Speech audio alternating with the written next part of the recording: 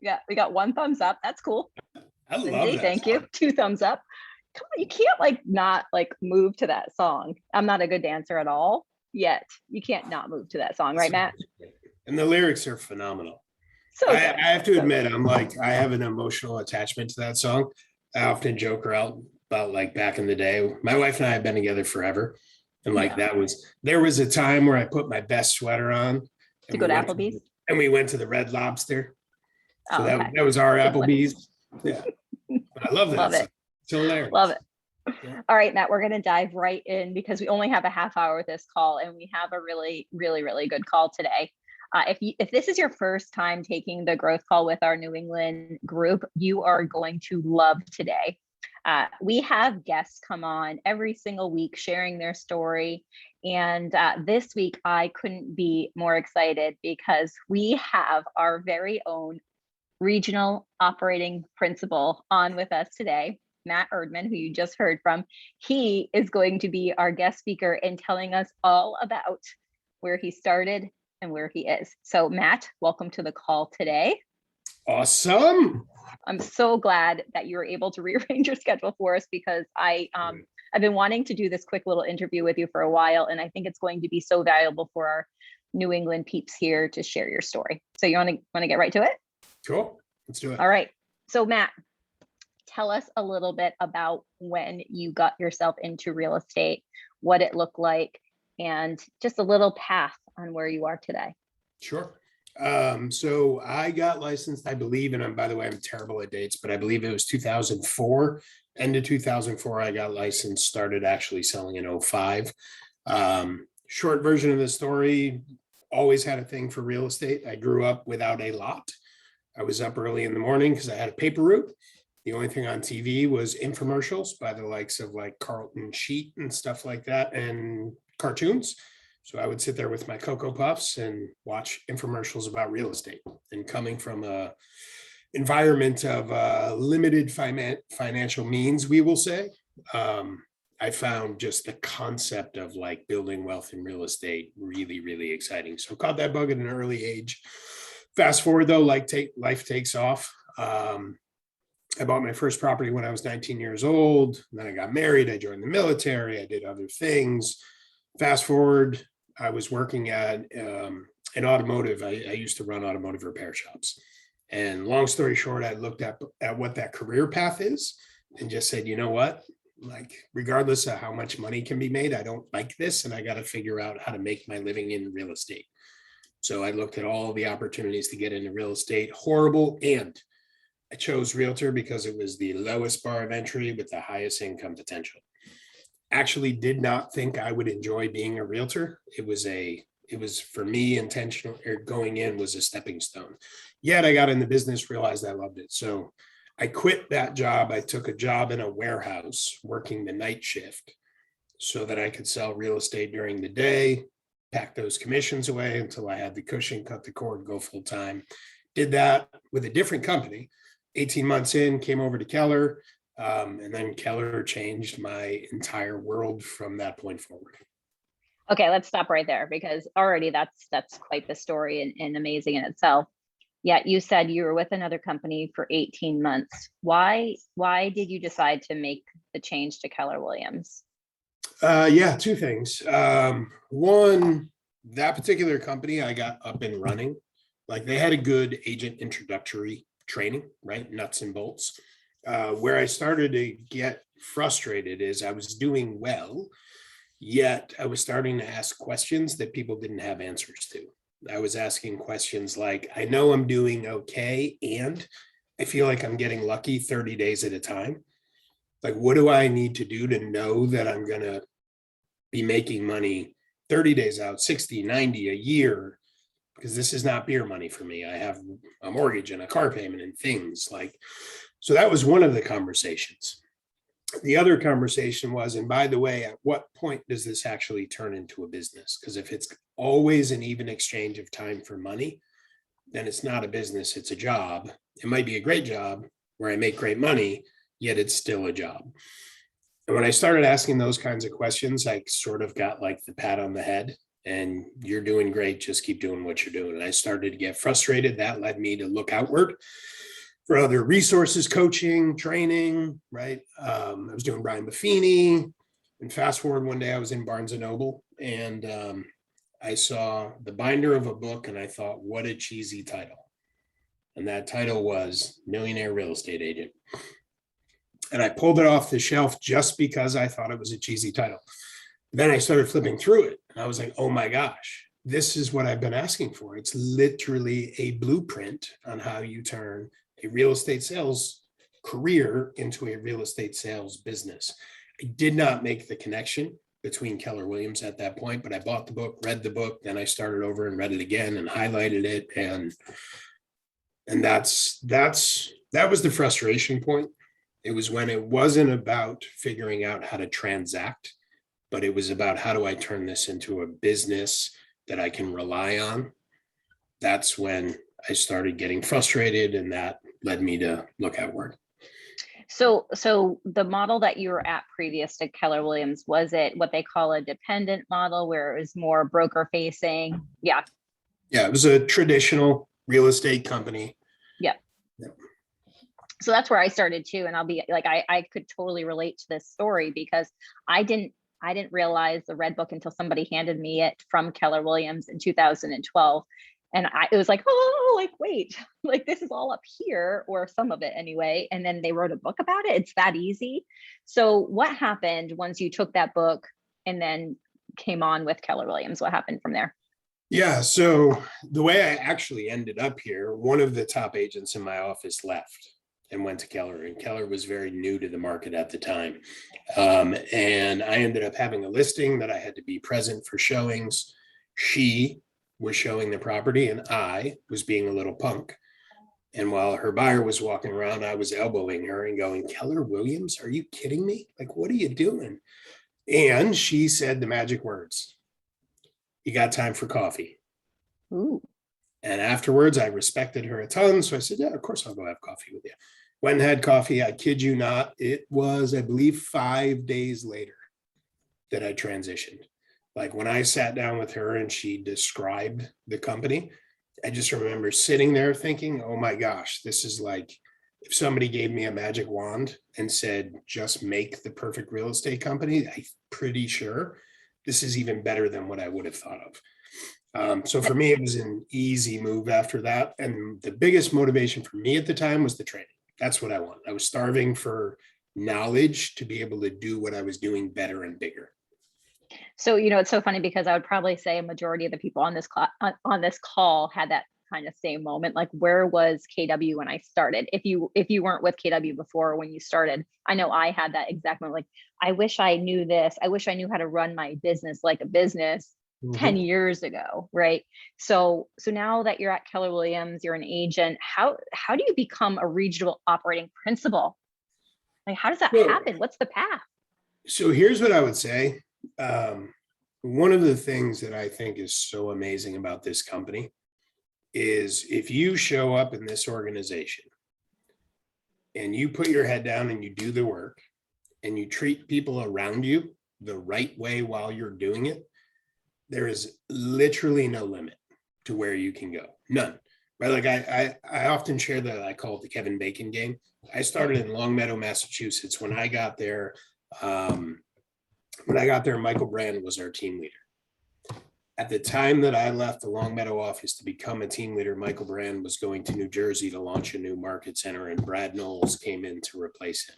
So there's three just regular dudes. Trust me, I know all three of us.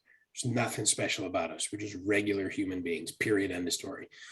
You look at the three of us, fast forward to today, Michael Brand owns, I believe, 5 market centers. He's the regional director of the New York region, actually 2 different regions, New York and New York City. Brad Knowles, right, has been one of the most phenomenal team leaders in the system. He's been a MAPS coach. He's done all these crazy things. I've had all the amazing opportunities I've had. We're just 3 regular dudes who showed up in the same place and worked hard and treated people the way you should treat people while we were doing it. This is a company that when you show up and do that, the doors of opportunity just open. And that's been the case for me. Right or wrong, none of the things that I've had the opportunity to do in KW have been things I planned on doing. I showed up as an agent. I just was trying to be the best agent I could possibly be. That led to a team leader opportunity, somebody tapping me on the shoulder. When I chose to make that move, which by the way, the reason I did is at that point in time, I asked myself, if I continue down the path I'm on now, which I'm happy doing what I'm doing, or I choose to go down this leadership road, which one is going to cause me to grow the most? And at the time I said, you know what? Team leader is going to push me beyond my comfort zone and force me to grow at a really, really high level, which is why I made the choice to do it. But I didn't ask for that. And then I became a team leader, and all I did was put my head down and try to be the best team leader that I could possibly be at that time. And that led to an OP role. As OP, all I did was put my head down and try to be the best OP. There was never a, I'm doing this so I can get, or when I do this and do it well, I expect, yada, yada, yada. I just did the best I could at OP. And that led to being able to be a MAPS coach. And then led to regional OP. In every one of those opportunities, like all I did was the best job I could do at whatever I was doing. And that caused doors to open. And I'm not kidding. It sounds cliche. I wake up on a regular basis and look around at my world and go, like, how is this possible?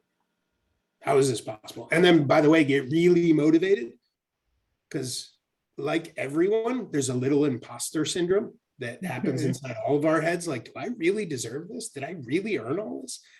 And then, by the way, that fires you up to get up and go out every day and do what you can do the best you can do to make sure that you are earning it and you're doing the best job you can at it for all the people that it matters to. Matt, this is just such a powerful conversation. So whether you're a brand new agent on this call, or if you're an agent that's looking to go to the next level or take leadership or go down any path, what Matt just said was absolutely gold. And that was, does anybody know what the number one thing he said was? You could come off mute or put it in the comment section. He said it maybe 10 times, maybe 15. He did what? I do tend to repeat myself. Yeah. Nobody else heard it but me. He put his head down and was just going to be the best he could be. Do the best you can do, be the best you could be. Absolutely, guys, right? So what can you do in your world that you could be the best at you could be, or what you're doing? Are you doing that today? You know, one of the things, Matt, that stuck with me when I was a newer team leader back in 2012 was somebody asked me a question about 3 months into the role. And they said, if Gary Keller came here, would he hire you? I was like, ouch, that kind of hurts a little bit because I don't think so right now. But you know what my goal was? To work as hard as I could. So that way, if I ever had an opportunity and Gary Keller came to me, I would have an opportunity. Yeah. And you also said something else that I wanted to tie in on, then I'm going to let you finish up the call. Brooke and I were having, Brooke Silva, the regional tech trainer, and I were having a conversation over the weekend about this very, very thing, imposter syndrome. Like, we don't tell our story loud enough here in New England as a group, as a team, like Matt, Nate, myself, Brooke, Cassie. We have some stories and we're not telling them loud enough. Meaning we're not giving you that opportunity to hear where our path is to where you could go. Because somebody told me once, you never knew how much you could grow until you came to Keller Williams. And it's so true. So I so relate to that, Matt. Like, stop, get out of your own head. And if you have a story to tell it to everybody. And that's part of these calls, is to share the content and tell your story. All right, Matt, finish this up and give us some piece of advice to give to everybody on the call. Well, I mean, the other thing that I was going to say, and Jen may have asked me to come on to share my story, and she may be kind of pseudo interviewing me right now. Yet Jen is an example of exactly what I'm talking about. Brooke is an example of exactly what I'm talking about, right? Jen was an agent. Jen was a team leader. Jen was an OP. That OP opportunity has exploded into a huge OP opportunity, working with the region, right? Like, she didn't come to us. We saw all the things she was doing and how she was doing it. And we said, hey, right? Like, she was just doing what she was doing to the best of her ability at that time. And it made her stand out, which opened up a door to another opportunity. And I just think that is the beautiful thing. I'm confident enough to say wherever I hung my shingle, I would have done well. I'm also humble enough to know I wouldn't have done this well somewhere else. It was this environment combined with hard work that has opened up all the doors that I get to experience today. And I don't think that would have happened anywhere else. I couldn't say it better. Like, that was absolutely right. I feel the same exact way. And we have Cassie, right? Cassie, our regional operations manager, same thing. The opportunities from her, she started, Cassie, you could come off mute because I don't want to butcher your story yet. She started as an admin, was it for a team? Yep, I started as out of college as an executive assistant for a team that was doing about 8 million our first year, and then I think we were up to 13 million in sales the next year. And then after that, went on to work with the productivity coach as her assistant. She had a couple other things going on, and then my next transition was working for the market center with Matt as the director of career development, I think was one of my titles there, doing all the events and training, and then took on agent services as well. And same situation. I'd like to think I was just working hard, doing my job, and Matt had approached me with the opportunity to be here as the ROM. I wasn't even looking. Like, I loved my role that I was in. I had no, like, I of course wanted future growth for myself, wasn't sure what that looked like, and I got the opportunity. Yeah, which a little tip for everybody on this call. When somebody comes up to you and says, hey, I have an opportunity and I'm looking for somebody like you, who do you know like you that might be looking for an opportunity? I'm going to give you this is like a little cheat sheet. They're talking to you. That is them asking you if you want opportunity. I'm just going to put that out there. That one took me about 2 weeks for it to finally click. I was like, I don't know, Matt. All my friends like their jobs. Sorry. It was pretty awesome. Then she legit called me back like 2 weeks later and was like, hey, I have a question. Were you actually talking to me? Yes, I was talking to you, Cassie. She's That's amazing. so awesome. Cassie. She is the rookie of the year ROM, by the way, just Yes. if everybody didn't know that. So, all right, Matt, we need to share some content. Did you want to finish us up with one more golden nugget that you've been dropping, or are you good? I mean, honestly, that's it. Just know that whatever you want to accomplish, you have it in you to accomplish it. This amazing ecosystem that we're lucky to live in allows you to accomplish everything you want personally, professionally. Just do the work, put your head down, be true to yourself, and you can do amazing things. I just have one really quick thing to say, because if you're on here as an agent, you're like, I don't want to be leadership, that's completely fine. It's about the opportunity to where you want to grow to. I'm going to give you an example specifically in my market center. I have an agent, her name is Renee Welchman. She came into the real estate world as an accountant in here about 10 years ago, maybe more now, probably more like 11 or 12 years ago. And she went quickly from an agent to a mega agent. And now she is just running at a very high speed and level. She just reached the accomplishment of $1 million in GCI this year. Like, that's the first time she's done it this year. And let me tell you something, that is such a huge deal that she's been able to do this. She's a mom of two. She's a single mom of two. She's been running her business and really figuring it out. And Keller Williams has supported her to figure these things out. So guys, it doesn't matter if you're looking at the leadership lane or an agent lane. We have lanes for you and we want to help and support you. So if you feel like you're either stuck or you don't know what direction to go in, please reach out to us. We are a huge resource for you for any path that you're looking to achieve.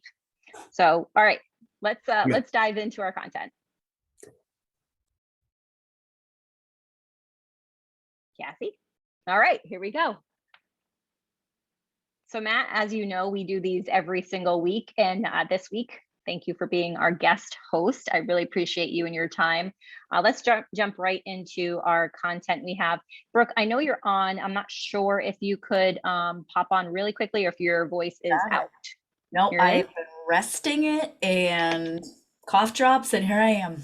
Okay, wait, I gotta find you to pin you. I don't even know, where are you? Can you pin yourself? I will. I will. More pin. Should both be pinned. You're good. All right. So health score. Is this what we're talking about, Jen? I can barely see it, so. Yes.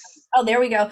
Guys, if you've been in my database to data bank class, you know how important the health of your database is, because you want to send emails and you don't have email addresses. You've done a whole lot of work that you don't have anyone to send out to. So one of the things we're going to start working on is the health of your current database. We want to get you to data bank in 2022.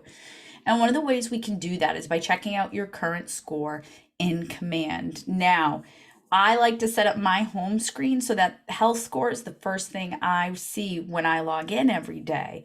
And this is just a quick cheat to show you how to get there. You click on customize, and then you just make sure database health is checked. And then on the right-hand side where it says arrange widgets, you can actually click on those little meatball menus. Yes, remember the dots are called meatball menus.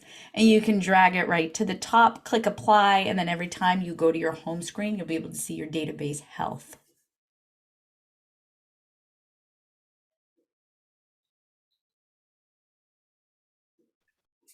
Anything else you Right. want to add? Okay. No, that's great. And I think there's a little example sheet next where it tells them how to get that score up or what the percentages are for each one of those. Definitely. And, you know, Right? it's easy to get to 80%, and it's name, email, phone number, address. Those are all things we need in our world to begin with. Absolutely. All right, awesome. So we have some social media content for you. And I'm on my very small laptop, so it's a little small for me, yet it does say, what are the real estate market trends? Everybody's always interested in this. Would you agree, Cassie? Like, do you hear people always saying, like, how's the market? Even though you're not even an agent, do people ask you that? Yeah, Right. I think that's like the only question people know how to ask about real estate too. They're like, what's the market like? So if you can quickly answer that at any point, then you're good to go. Right. And so here's some really quick stats for you. And this comes from the National Association of Realtors. These are not made up stats by us, by you. These are National Association of Realtors stats nationwide. And what it's saying is that the average days on market is 43 days. And I believe that's down from last year. I can't see the percent. 11 days. I think it's down 11 days over last year. Median home prices are up. Right? I think it says 8 point something percent. They're up from last year. That's a huge percentage up, by the way, for 1 year. So up 8%. And then inventory is still down 22.2. Really quickly, and this is national, yes. Let me quickly ask the group, what's the pulse of your local market? What are you seeing? And we got to do this quick because we only have 5 minutes left, but quickly put in the chat. Are you seeing more inventory come on? Still low inventory? Are you seeing lots of multiple offers? Let's hear it. See it in the chat. Anybody seeing anything? Still low inventory, Terry? Yeah. Yes. I will say in Rhode Island, what I'm noticing our listing count is going up. So daily, you'll see that there's more listings coming on. What does that say? Low but slowly seeing more. Yep. So these are the things to keep an eye on your local market. Even though that these are national numbers and they're great to put out to your group, make sure you know your local numbers too. So that way you could speak at a very high level when people start commenting on it about where they live. That's just my one recommendation, is know your numbers and locally. Okay, let's keep going. Can I add to that real quick? Yes. Yes. So the point of any kind of marketing is to trigger an action. That's So right. using these is a great opportunity to share these. When you get down to local stats are different depending on where you live, obviously, even in the same town though.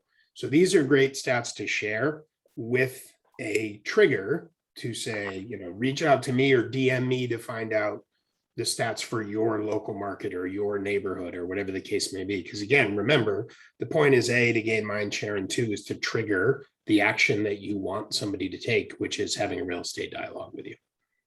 Good point, Matt. Thanks for sharing that.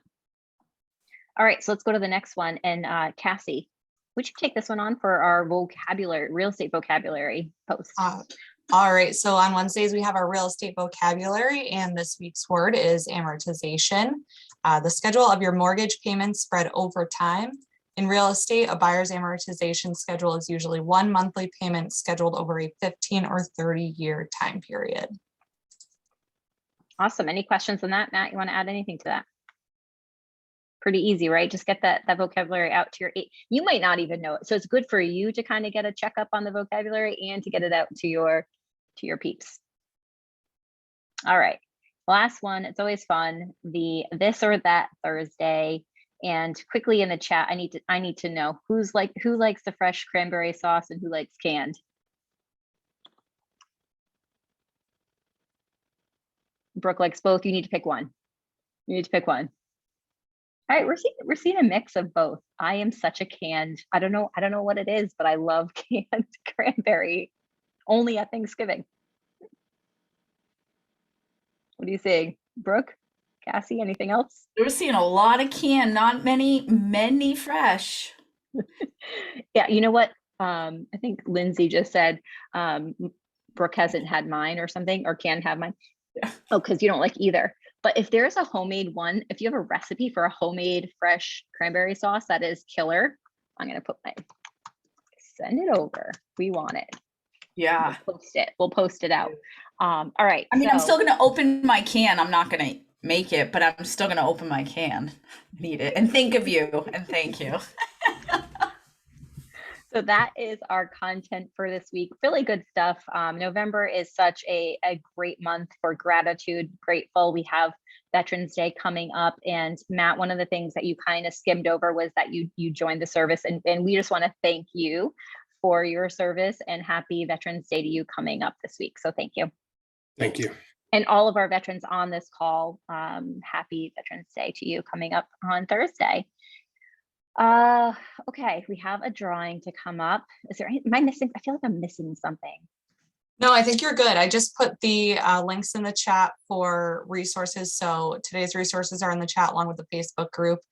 Join the Facebook group to get past resources, as well as we throw a lot of other fun trainings going on, things in the region in there. I did just hear today, family reunion tickets were announced, so you can go get those digital and in person for anyone wanting to go in person. They probably will sell out. It's in Orlando this year, so also a much quicker flight than if we were going across the country. So don't wait to get your family reunion tickets if you're interested in going. And then our raffle, Jen. All right, before we do the raffle, because it's November and it's Grateful November, no shave November, whatever it is, it's Grateful November for us. I know as a whole at Keller Williams Coastal, where I am. And one of the things I'm grateful for, and I'd love to get some appreciation in the chat, is our content. Our content is done every single week by Erica Aruda, who is our Director of Operations. So I would love to get some love in the chat section if you're loving the content we share with you every week, because she works hard every single week to provide you with the best content available out there. So thank you, Erica. You absolutely do rock. And you know, Brooke has been getting amazing stories. I get stories from people who are using this content, and they're getting buyers, they're getting leads, and it's just so amazing to hear the stories we're getting from just the content we're sharing with you weekly. So thank you for sharing your stories, and Erica, thank you for all that you do. Okay, let's get on. We have 1 minute left for the drawing. We have 50 people left on the call. You have to be here to win. Our gifts, we have 2 today.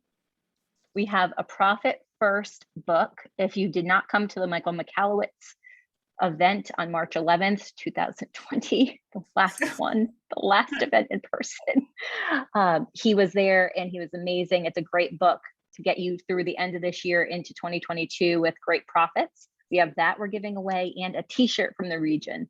So who is going to win today, Cassie? I don't have my ball pit. I am off location today. All right, we have number 110 winning today, which is going out to Stephanie Nunez in Pioneer Valley. Stephanie, are you here? You on with us today? Unmute yourself, come forward.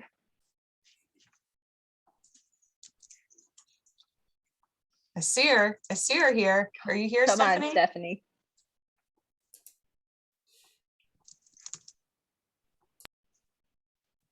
Is she not on? Is she here but not here? I see her in our participants, but if we don't hear from her in the next moment, we're going to have to pick another winner. Oh, this is Oh, heartbreaking. hello. Oh, There she there is. she is. Oh, good. I was getting so concerned. Congratulations, Stephanie. We'll mail out your Profit First and your t-shirt for you. I'll send you an email in a moment to get your information.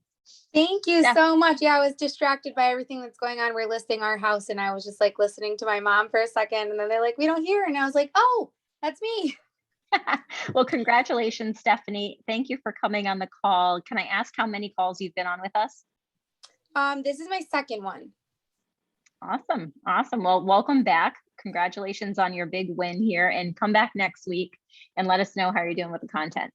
I definitely will. Thank you so much. All right, Matt, thanks again for your contribution today. It was awesome. It was a And pleasure. thank you, everybody. Have a happy Monday. Bye. Bye, everybody.